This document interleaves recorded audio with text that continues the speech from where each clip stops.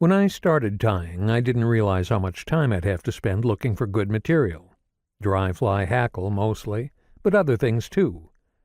One of the early lessons you learn is that skill can take you a long way, but ultimately the best you can do with mediocre materials is tie mediocre flies.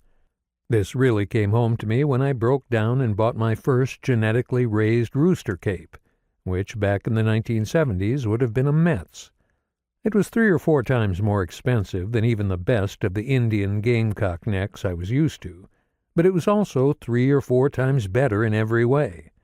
The colors were clearer, the hackles were longer, less webby, and came in more sizes, including number 18, 20, and smaller, and there were more feathers on the skin. It was the beginning of a real dependence. This hackle was so good compared to what I'd been using that, like most other tires, I immediately couldn't do without it. Now, genetic dry fly hackle from various companies is about all you can find in most fly shops. For the most part, the quality is better now than it's ever been, but the one flaw is that the spade hackles have been all but bred out of these necks.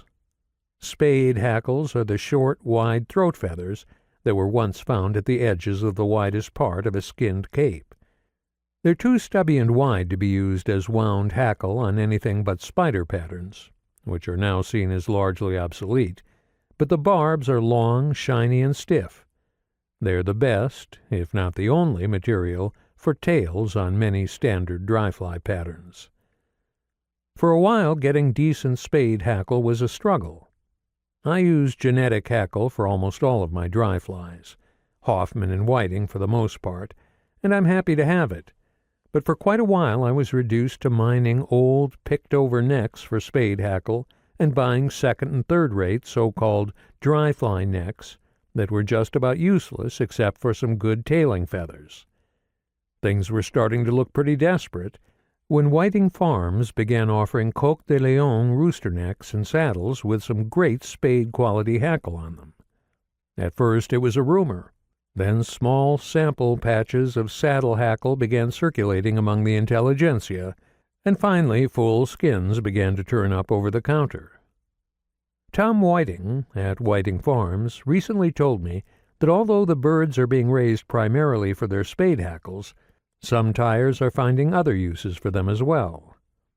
A tyer I talked to in a fly shop not long ago told me that Coq de Leon saddles make great Matuka-style streamer wings.